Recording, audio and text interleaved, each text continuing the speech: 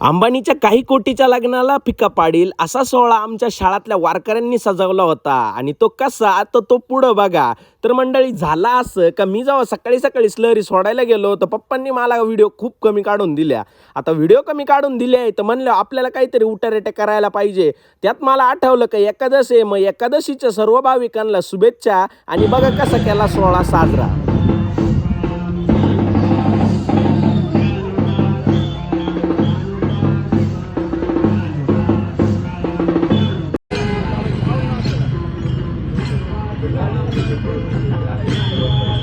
हो पप्पू शेट घ्या